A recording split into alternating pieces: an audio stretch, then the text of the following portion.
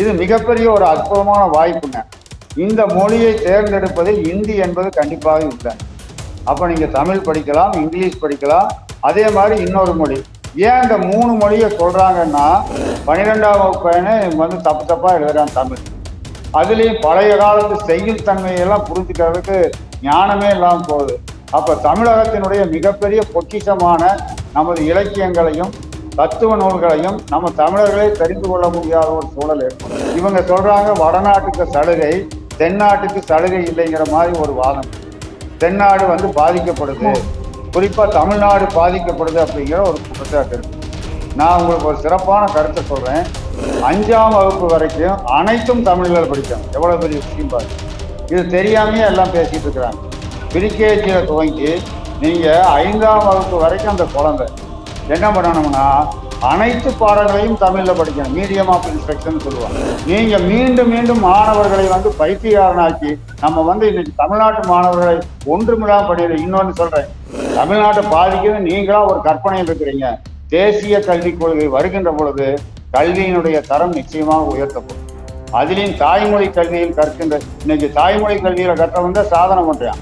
சைனாக்காரனும் ஜப்பான்காரனும் தாய்மொழியில தான் கல்வி கற்கிறாங்க. தமிழ்நாட்டின் அரசினுடைய என்ஓசி தேவையில்லைன்னு அறிவிப்பு கொடுத்தாங்க. ஏன் அறிவிப்பு கொடுத்தாங்கன்னா, இன்னைக்கு பள்ளிக்கூடங்களின் மீது வைத்திருக்கக்கூடிய நிர்பந்தம் என்பது நடத்தி கொண்டிருக்கிற எங்களுக்கு உயிர் பிரச்சனை. எவ்வளவு பணம் அங்க தேவைப்படுதுங்கிறது வேதனைக்குரிய விஷயம். இதையெல்லாம் பார்க்கும்போது சென்ட்ரல் கவர்மெண்ட்ல நீங்க ஒரு இதை ரெக்கக்னைஸனோ ஒரு அப்ளிகேஷனோ வாங்கணும்னா ஆன்லைன்ல பண்ணினா ஒரு செலவு இல்லாமல் வாங்கிக்கிறோம். ஆனால் தமிழக அரசில் நாங்கள் என்ன வேதனைப்படுகிறோம் என்பதை இந்த இடத்துல நான் ஓப்பனா சொல்றதுக்கு விரும்பல. இன்னைக்கு மாணவர்களுடைய வேதனைக்குரிய விஷயம், உண்மையான ரிசல்ட் போட்டீங்கன்னு வச்சுக்கோங்க, மாணவன் எந்த லெவல்ல தமிழ்நாட்டில் இருக்கிறாங்கிறத கண்டுபிடலாம். எல்லாமே நம்ம மேக்னிஃபை பண்ணி ஒரு கற்பனையாக நம்ம வந்து மாணவர்களை ஏமாற்றி, உண்மையான தரமான கல்வி இல்லை என்பதை நான் 100% தேசிய கல்விக் கொள்கையை நீங்கள் புறக்கணித்தால் உலக அளவில் இந்தியா என்று வருகின்ற பொழுது எந்த கல்விக்கு முக்கியத்துவம் கொடுப்பாங்க கொஞ்சம் யோசனை பண்ணி பாருங்க. 2-3 மாநிலங்களை தவிர அனைத்து மாநிலங்களும் தேசிய கல்விக் கொள்கையை ஏற்றுக்கிட்டாங்க. அப்ப உலகளாவிய அளவுக்கு எந்த கல்விக்கு முக்கியத்துவம் கொடுப்பாங்க? அப்ப நாளைக்கு அந்த மாணவன் தமிழ்நாட்டினுடைய ஒரு மாநில கல்விக் கொள்கையை படிச்சுட்டு அந்த டிகிரிக்கு வேல்யூ இல்லைங்கிற ஒரு நிலைமை எதிர்காலத்தில் வறுமையானால் அந்த பாவத்தை செஞ்சது யாரு? உலகத்திலேயே சிறந்த மொழி, முதலில் தோன்றிய மொழிங்கிறதுக்கு அங்கீகாரத்தை நம்ம பிரதம மந்திரி கொடுத்துட்டாரு. இனி போய் தமிழை கொடுத்துக்கிட்டு நீங்க தமிழை பழி வாங்குறாங்கன்னு என்னங்க அசிங்கம்? இதை விட என்னங்க வேணும்?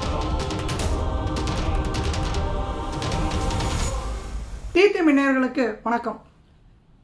இப்போது சமீபமாக ரொம்பவே பரவலாக பேசக்கூடிய ஒரு விஷயமும் தீயாக பரவக்கூடிய ஒரு விஷயமும் என்ன அப்படின்னு கேட்டிங்கன்னா, என்இபி நேஷ்னல் எஜுகேஷன் பாலிசி அப்படிங்கிற ஒரு விஷயம் வந்து தமிழகத்தில் ரொம்பவே தீயாக பரவிட்டு இருக்க ஒரு விஷயமா இருக்குது. இன்றைக்கி இருக்கக்கூடிய மாநில அரசுக்கு எதிர்ப்பு தெரிவிக்கிறாங்க. மத்திய அரசு அது கண்டிப்பாக கொடுத்தா மட்டும்தான் நிதி தருவோன்னு சொல்கிறாங்க.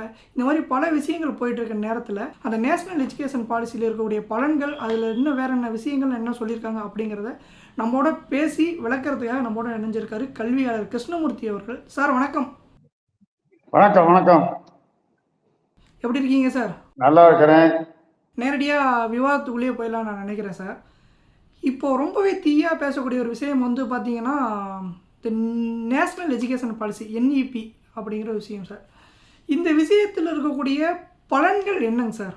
அதாவது நான் குறிப்பா தமிழக மக்களுக்கு ஒரு வேண்டுகோள் இங்கு பெற்றேன். அதாவது வந்து மாணவர்களுடைய கல்வியாளர் என்ற முறையில அரசியலை தனியா தூக்கி வச்சுட்டு இதை பற்றி நம்ம பேசுறது சிறப்பா இருக்குன்னு நினைக்கிறேன். உதாரணமா இது அரசியல் கருதி இதை வந்து விவாதம் செய்வதை விடுத்து இதுல நல்லது என்ன இருக்குது, என்னென்ன விஷயங்கள் இருக்குதுங்கிறத உள்ள போகும். இதுல அற்புதமான விஷயங்கள் நிறைய இருக்குதுங்கிறத நான் ஆய்வே பண்ணிக்கிறேன். கிட்டத்தட்ட 2 ஆண்டுகளாக நான் இதை படித்து கொண்டிருக்கிறேன். இதுல ஒரு 500-600 பக்கங்கள் வரைக்குமே இதுல தெளிவான விளக்கங்கள் கொடுக்கப்பட்டிருக்கின்றன. இது மிகப்பெரிய அளவுக்கு தமிழ்நாட்டுக்கு நாளைக்கு கல்வி தரத்தை உயர்த்துவதற்கு பெரிதும் பயன்படும். அரசியலை கடந்து இதுல எத்தனையோ நுட்பமான விஷயங்கள் இருக்குது. சுருக்கமா சொல்ல போனா இதுல கண்டிப்பா இந்தி திணிப்பு என்பது 100க்கு 100 இல்லை என்று என்னால சவாலாக சொல்லணும். எதுவுமே இந்தி திணிப்பு கிடையாது. அதாவது இன்னும் சுருக்கமா சொல்ல போனா முதலில் தமிழுக்கு முக்கியத்துவம் கொடுத்துருக்கிறாங்க. அது நிறைய பேர் தெரியாம பேசுறாங்க. அதாவது குழந்தைகளா இருக்கக்கூடிய ஒரு குழந்தை முதலில் தன்னுடைய தாய்மொழியை கற்றுக்கணும். 5ஆம் வகுப்பு வரைக்கும் அனைத்தும் தமிழ்ல படிக்கணும். எவ்வளவு பெரிய விஷயம் பாருங்க. இது தெரியாமையே எல்லாம் பேசிட்டு இருக்கிறாங்க. ப்ரீகேஜியில துவங்கி நீங்க 5ஆம் வகுப்பு வரைக்கும் அந்த குழந்தை என்ன பண்ணணும்னா அனைத்து பாடங்களையும் தமிழ்ல படிக்கணும். மீடியம் ஆஃப் இன்ஸ்ட்ரக்ஷன் சொல்லுவாங்க. இது தமிழ்ல இருக்கும்போது தமிழ் தாய்மொழி நன்றாக புரிந்து கொள்ளக்கூடிய சக்தி. இன்னைக்கு படிக்கிற குழந்தைகளுக்கு தமிழ் கொஞ்சம் தான் இருக்குது. மெட்ரிகுலேஷன் இருந்தாலும் சரி, சிபிஎஸ்சி இருந்தாலும் சரி, மற்ற மொழிகள் அவங்க வந்து படிக்கிறதுக்கு வாய்ப்புகள் அதிகமா இருக்கிறதுனால தமிழ் எனக்கு கேவலமான சூழ்நிலை இருக்குது. 12ஆம் வகுப்பு வந்து தப்பு தப்பா எழுதுறான் தமிழ். அதுலயும் பழைய காலத்து செய்யுள் தன்மையெல்லாம் புரிஞ்சுக்கிறதுக்கு ஞானமே இல்லாம போகுது. அப்ப தமிழகத்தினுடைய மிகப்பெரிய பொக்கிஷமான நமது இலக்கியங்களையும் தத்துவ நூல்களையும் நம்ம தமிழர்களே தெரிந்து கொள்ள முடியாத ஒரு சூழல் ஏற்படலாம். அதனால 5ஆம் வகுப்பு வரைக்கும் மீடியம் ஆஃப் இன்ஸ்ட்ரக்ஷன் எவ்வளவு பெரிய சிறப்பு பாருங்க. இன்றைக்கு இருக்கிற எந்த அரசுமே செய்யாத ஒண்ண இன்றைக்கு எல்லா ஸ்டேட்லயும் இது வரப்போகுது. 5ஆவது வரைக்கும் அவன் படிக்கிற மீடியம் ஆஃப் இன்ஸ்ட்ரக்ஷன் தமிழ் தான். இதுல நீங்க மத்த மொழி இல்லையான்னு கேட்பீங்க. மத்த மொழி எப்ப வருதுன்னா 3ஆம் வகுப்பிலிருந்து தான் அடுத்த மொழிகள் துவங்கப்படுகிறது. 3ஆம் வகுப்புல இருந்து என்ன துவங்கப்படுகிறது? இன்னொரு மொழி வருது, இங்கிலீஷ் வருது கண்டிப்பா. அது இல்லாம விருப்பமா எந்த மொழி வேணாலும் நீங்க தேர்வு செய்து கொள்ளலாம். இது மிகப்பெரிய ஒரு அற்புதமான வாய்ப்புங்க. இந்த மொழியை தேர்ந்தெடுப்பதில் இந்தி என்பது கண்டிப்பாக இல்லை. அப்ப நீங்க தமிழ் படிக்கலாம், இங்கிலீஷ் படிக்கலாம், அதே மாதிரி இன்னொரு மொழி. ஏன் இந்த 3 மொழியை சொல்றாங்கன்னா குழந்தையா இருக்கும்போதுதான் பிற மொழிகளை கற்றுக்கொள்ளக்கூடிய திறன் அதிகமா இருக்கும். நம்மளே பெரிய ஆள் ஆயிட்டீங்கன்னா, இப்ப என்னை போய் ஹிந்தி படிக்க சொன்னீங்கன்னா நானும் படிச்சு பார்த்தேன். ஒரு 2 நாளைக்கு மேல படிக்க முடியல. ஈவன் ஆல்பபெட்ஸே என்னால வந்து நான் நினைவில் வைத்துக் கொள்ள முடியல, வயது காரணம். ஆனா குழந்தைகளுக்கு ஆரம்பத்தில் போதிக்கப்படக்கூடிய மொழிகள் மிக அழகாக வந்து புரிதலுக்கு உட்படுது அப்படிங்கிறது ஒரு கருத்து. ஆனால் 5ஆம் வகுப்பு வரை அனைத்து பாடங்களுமே தமிழிலேயே போதிக்கப்படுகிறது அப்படிங்கிறது தமிழை வளர்த்துவதற்கான மிகப்பெரிய சிறப்பு. சரி, அதற்கடுத்து சிறப்பு பாருங்க. இவங்க சொல்றாங்க வடநாட்டுக்கு சலுகை, தென்னாட்டுக்கு சலுகை இல்லைங்கிற மாதிரி ஒரு வாதம் இருக்கு. தென்னாடு வந்து பாதிக்கப்படுது, குறிப்பா தமிழ்நாடு பாதிக்கப்படுது அப்படிங்கிற ஒரு குற்றச்சாட்டு இருக்கு. நான் உங்களுக்கு ஒரு சிறப்பான கருத்தை சொல்றேன். 3ஆம் வகுப்புல இருந்து மற்ற மொழிகளை படிக்கிறோம். அது எத்தனையாவது வகுப்பு வரைக்கும் வரும்னா 5 அல்லது 6ஆம் வகுப்பு வரைக்கும் 3 மொழிகள் வருது. நீங்க விருப்பப்படுற மொழிகளை படிச்சுக்கலாம். 7, 8 வரும்போது அவனுக்கு நிபந்தனை விதிக்கப்படுகிறது. என்ன நிபந்தனை விதிக்கப்படுகிறதுனா அவன் மீடியம் ஆஃப் இன்ஸ்ட்ரக்ஷனை என்ன வேணாலும் எடுத்துக்கலாம். நல்லா கவனிக்கணும் இந்த இடத்துல. 6ஆம் வகுப்பிலிருந்து கிட்டத்தட்ட 12ஆம் வகுப்பு வரைக்கும், 12ஆம் வகுப்புன்னு இப்ப கிடையாது, 4 ஆண்டுகள் தான் வந்து செகண்டரியோட முடிக்கிறாங்க. ஹையர் செகண்டரிங்கிறது கிடையாது. ஃபர்ஸ்ட் வந்து 5 வருஷம் வந்து ஃபவுண்டேஷன் கோர்ஸ், அது கிட்டத்தட்ட வருது. அடுத்து 3 வருஷம் வந்து ப்ரிப்பரேட்டரி கோர்ஸ், அப்புறம் 3 வருஷம் வந்து மிடில் கோர்ஸ், 4 வருஷம் தான் செகண்டரி. 9ஆவதுல இருந்து 12ஆவது வரைக்கும் அதுல அடங்குது. இந்த 9ஆவதுல இருந்து 12ஆவது வரைக்கும் இருக்கிறது தான் மெயின் எஜுகேஷன். அதற்கு முன்னாடி 6, 7, 8 இருக்குது பாத்தீங்களா, அதுதான் வந்து மிடில் எஜுகேஷன். இந்த மிடில் எஜுகேஷன்ல நீங்க மீடியம் ஆஃப் இன்ஸ்ட்ரக்ஷனை மாத்திக்கலாம். ஆங்கிலத்துல இருக்கலாம், எந்த மொழியில இருக்கணுமோ அந்த மொழியில மீடியம் ஆஃப் இன்ஸ்ட்ரக்ஷனை மாத்திக்கலாம். ஆனால் அங்கேயும் ஒரு நிபந்தனை இருக்கு. அங்கேயும் தமிழ் இருக்கு. 6, 7, 8லயும் தமிழ் இருக்கு. 12ஆம் வகுப்பு வரைக்கும் தமிழ் இருக்குது. இதுல ஆரம்பத்திலிருந்து படித்து வந்த ஒரு மொழியை 6ஆம் வகுப்புக்கு மேல அவன் என்ன செய்யணும் அப்படின்னா ஏதாவது ஒரு செம்மொழியை படித்தாக வேண்டும். 2 ஆண்டுகளுக்கு ஒரு செம்மொழியை கண்டிப்பா படிக்கணும். அதுலயும் எப்படி படிக்கணும்னா தன்னுடைய ரீஜன் பகுதியில் உள்ள செம்மொழியை படிக்கக்கூடாது. தமிழ்நாட்டில் இருக்கிறவன் வடநாட்டில் இருக்கிற ஒரு செம்மொழியை படிக்கணும். வடநாட்டில் இருக்கிறவன் தென்னாட்டில் இருக்கிற செம்மொழியை படிக்கணும். தென்னாட்டில் என்ன இருக்குது, வடநாட்டில் இருக்கிறவன் கண்டிப்பா ஒண்ணு தெலுங்கு படிக்கணும், இல்லாட்டி தமிழ் படிக்கணும். அதான் இன்னைக்கு செம்மொழியை அறிவிச்சுக்கிறாங்கன்னு நினைக்கிறேன். கன்னடம் அறிவித்தார்களா என்றே என்னுடைய அறிவு தெரியல. பட் மலையாளம் இல்லைன்னு தெரியும். தமிழும் தெலுங்கு ரெண்டுல ஏதாவது ஒரு மொழியை அவன் படிச்சாகணும். இதுல எங்க வஞ்சகம் இருக்குதுங்கிறது எனக்கு தெரியலைங்க. இது ஒரு அற்புதமான ஒரு படைப்பாக உணர்கிறேன். அனைத்து மாணவர்களுக்கும், எல்லா மாணவர்களுக்கும் தரமான கல்வி வழங்கப்படும். இதெல்லாம் இப்படியெல்லாம் இருக்கிறதுனால இதை கைவிடுவது என்பது தமிழக மாணவர்களுக்கு நாம் செய்கின்ற பேரிழப்பு. இதை இந்த விவாத மேடையில நான் வந்து ரொம்ப கருத்தோட சொல்லிக்கிறேன். கிட்டத்தட்ட நல்லா தெரிஞ்சுங்க, 3 மொழிகளை படிக்கிறோம். தாய்மொழி தான் 5ஆம் வகுப்பு வரைக்கும், அதுல எந்த மாற்று கருத்தும் கிடையாது. மீடியம் ஆஃப் இன்ஸ்ட்ரக்ஷனும் தமிழ் தான். அதுல அடிஷனலா 3வதுல இருந்து 2 மொழியை படிச்சுட்டு வர்றீங்க. 6ஆம் வகுப்புக்கு அடுத்து 7, 8ல ஒரு செம்மொழியும் படிக்கிறீங்க. செம்மொழியை படிக்கும்போது இந்தி படிக்கிறவன் தமிழை பற்றி தெரிந்து கொள்ள வேண்டும்.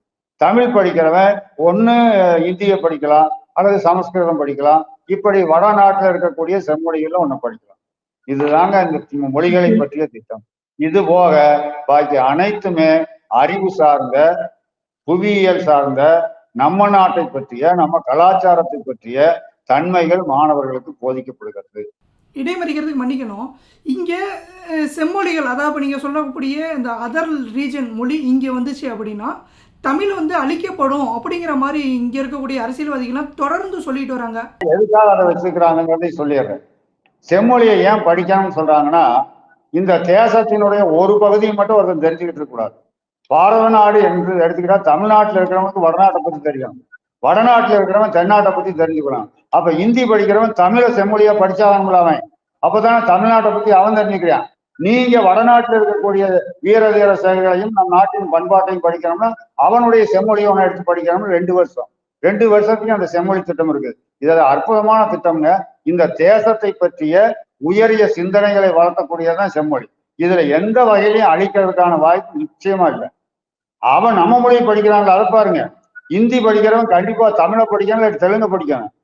அது எப்படி பாரபட்சமாகும்? நீங்க மீண்டும் மீண்டும் மாணவர்களை வந்து பைத்தியக்காரனாக்கி நம்ம இன்னைக்கு தமிழ்நாட்டு மாணவர்களை ஒன்றுமில்லாம பண்ணிடுறோம். இன்னொன்னு சொல்றேன், நேற்ற தகவல் உங்களுக்கு தெரியும். நேற்று சொல்லிட்டாங்க, சிபிஎஸ்இ ஆரம்பிக்கிறதுக்கு இன்னைக்கு தமிழ்நாடு தேவையில்லை, தமிழ்நாட்டின் அரசினுடைய என்ஓசி தேவையில்லைன்னு அறிவிப்பு கொடுத்துட்டாங்க. ஏன் அறிவிப்பு கொடுத்துட்டாங்கன்னா, இன்னைக்கு பள்ளிக்கூடங்களின் மீது வைத்திருக்கக்கூடிய நிர்பந்தம் என்பது நடத்தி கொண்டிருக்கிற எங்களுக்கு உயிர் வாழ பிரச்சனை. எவ்வளவு பணம் அங்க தேவைப்படுதுங்கிறது வேதனைக்குரிய விஷயம். இதையெல்லாம் பார்க்கும்போது சென்ட்ரல் கவர்மெண்ட்ல நீங்க ஒரு இதை ரெக்கக்னைசனோ ஒரு அப்ளிகேஷனோ வாங்கணும்னா ஆன்லைன்ல பண்ணினா ஒரு செலவு இல்லாமல் வாங்கிக்கிறோம். ஆனால் தமிழக அரசில் நாங்கள் என்ன வேதனைப்படுகிறோம் என்பதை இந்த இடத்துல நான் ஓப்பனா சொல்றதுக்கு விரும்பல. தனிப்பட்ட முறையில கேட்டீங்கன்னா என்னென்ன அநியாயம் நடக்குங்கிறத என்னால சொல்ல முடியும். பள்ளிக்கூடங்களை அழித்து கொண்டு இருக்கிறார்கள், வேதனையோடு சொல்றேன். இன்னென்ன இதுக்கு இவ்வளவு ரேட்டுன்னு சொல்லி ரேட்டு பேசிட்டு இருக்கிறாங்க. இது எங்க போய் முடியும்? தனியார் பள்ளிகளே நடத்த முடியாத சூழ்நிலை வரும்.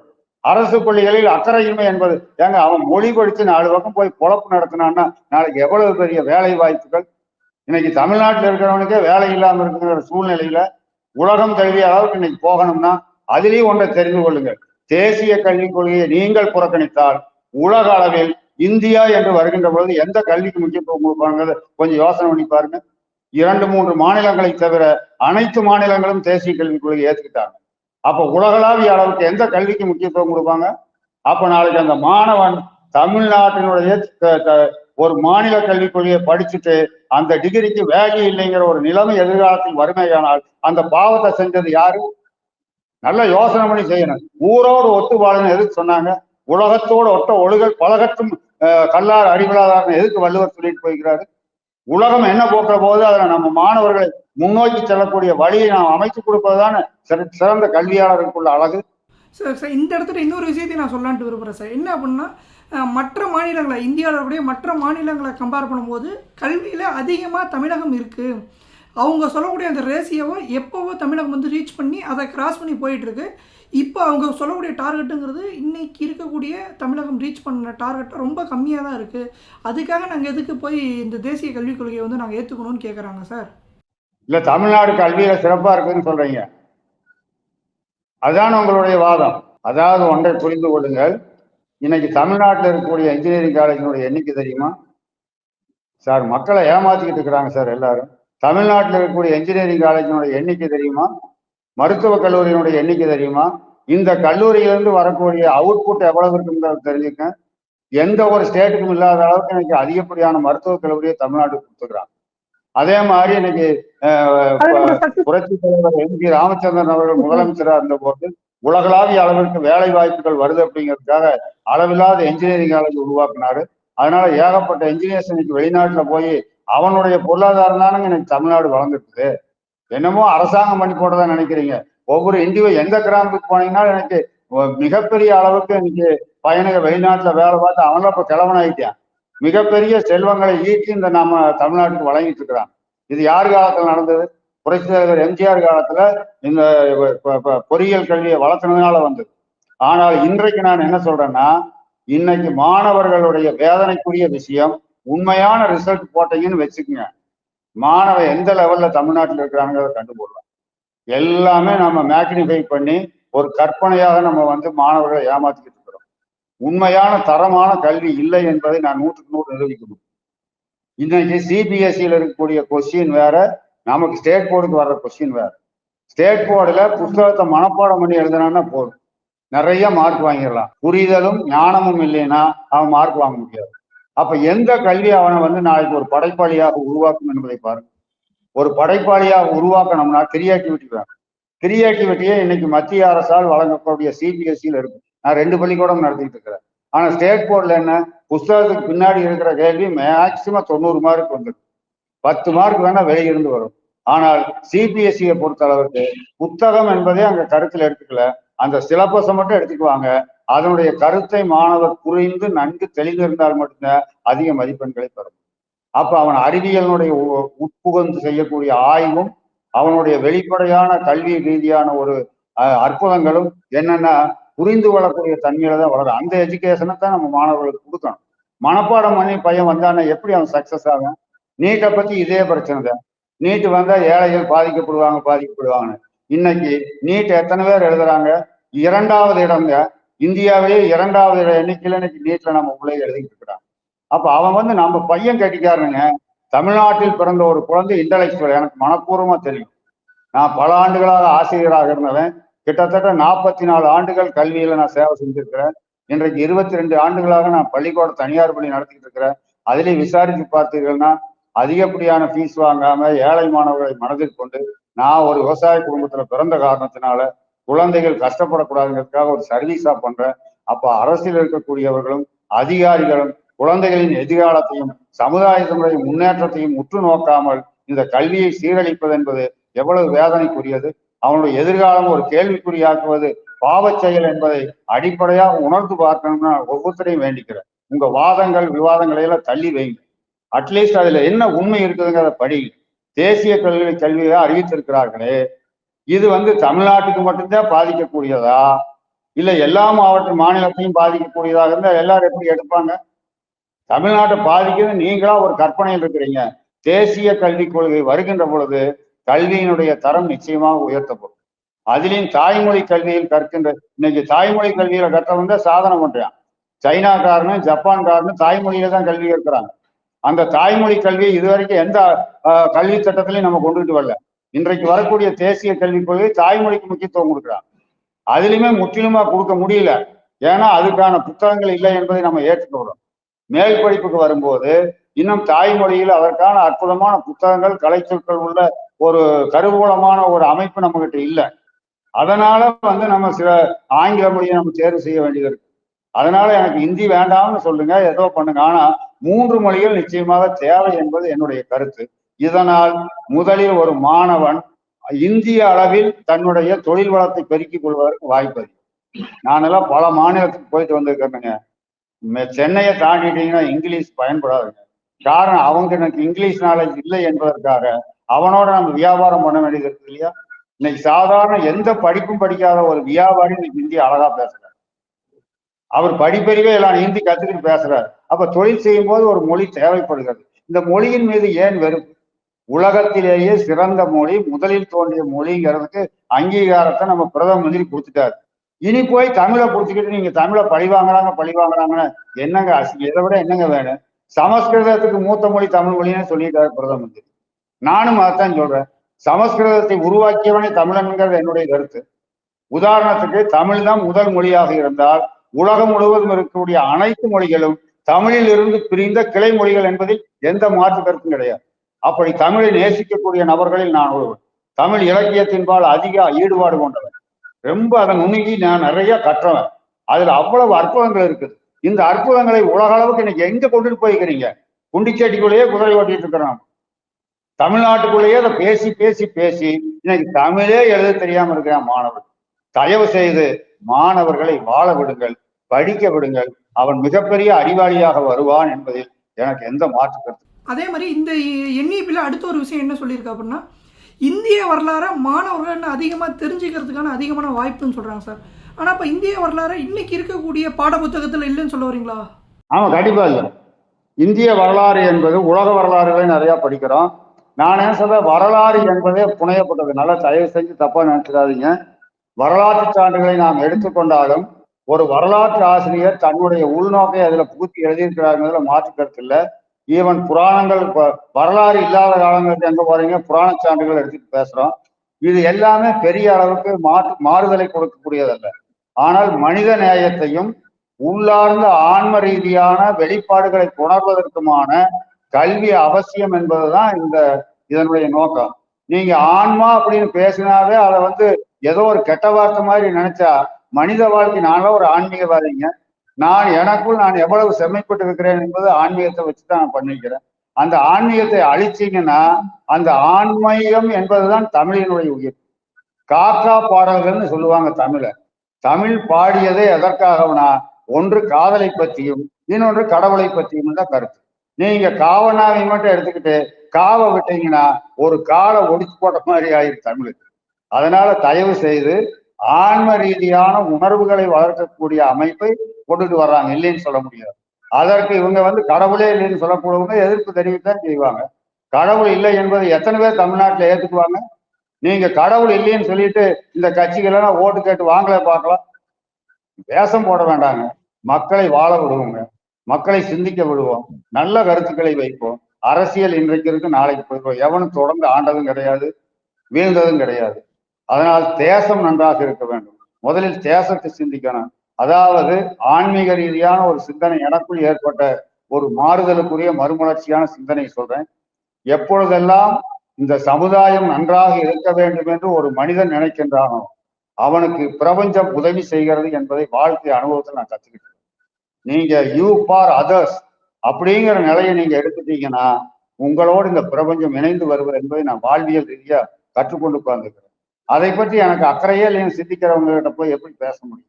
எனவே இந்த மாணவ சமுதாயமும் வருங்கால இளைஞர்களும் இந்த தேசத்தினுடைய தியாகத்தையும் இந்த தேசத்தினுடைய தத்துவங்களையும் இந்த தேசம் உலகத்திற்கு வழங்கி இருக்கக்கூடிய ஒப்பற்ற ஆன்மவியலை பற்றி கற்றுக்கொள்ளக்கூடாது என்று நினைப்பது எவ்வளவு ஒரு பாவச் செயல் என்பதை சற்று யோசிப்பார்.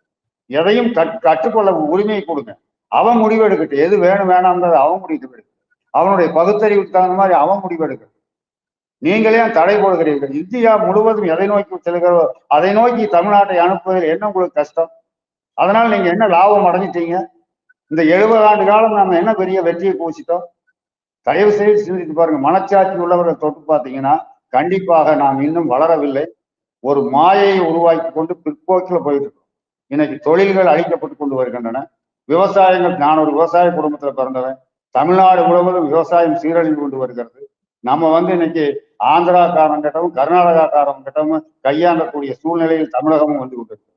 எனக்கு தெரியும், நாங்களாம் விவசாய குடும்பத்துல பிறந்தவன். விவசாயத்துக்கு ஃபேமஸான ஒரு ஃபேமிலியில நாங்கெல்லாம் வாழ்ந்துக்கிட்டு வந்தோம். இன்னைக்கு எங்க ஆட்கள் எல்லாருமே எங்க கிராமங்கள்ல போய் பார்த்தீங்கன்னா இன்னைக்கு விவசாயத்தை விட்டுட்டு எல்லாம் ரியல் எஸ்டேட்னு சொல்லிக்கிட்டு அந்த இதுல நாளைக்கெல்லாம் எழுதி வைத்துக் கொள்ளுங்கள். இன்னும் சில ஆண்டுகளில் கட்டணங்களையெல்லாம் இடிச்சுட்டு விவசாயம் பண்ணணும்னு சட்டம் வருதா இல்லையான்னு. உணவுக்கு என்ன பண்ணுவீங்க? ஆக சரியான கல்வியை, சரியான சிந்தனையை மக்களுக்கு கொண்டு போய் சேர்க்கணுங்கிறதுல நம்ம முனைப்பா இருக்கணும். குறிப்பா கல்வியாளர்கள் இதற்காக பாடுபடணும். அதிலேயே நல்ல சிந்தனை உள்ளவர்கள் முற்போக்கு சிந்தனையாக இதை எடுத்துக்கொண்டு தவறான அரசியலை எல்லாம் கடந்து மக்களுக்கு நல்ல கருத்து சொல்லணுங்கிறது என்னுடைய அன்பான வேண்டும். அடுத்து வேற கேள்வி இருந்தா கேளுங்க பிரபாகரன். இல்ல, அவ்வளவுதான் சார், அவ்வளவுதான். ரொம்ப சந்தோஷம். உளமார்ந்த நன்றியினை தெரிவித்துக் கொள்கிறேன். நன்றி, வணக்கம். ரொம்ப நன்றிங்க சார், ரொம்ப நன்றி.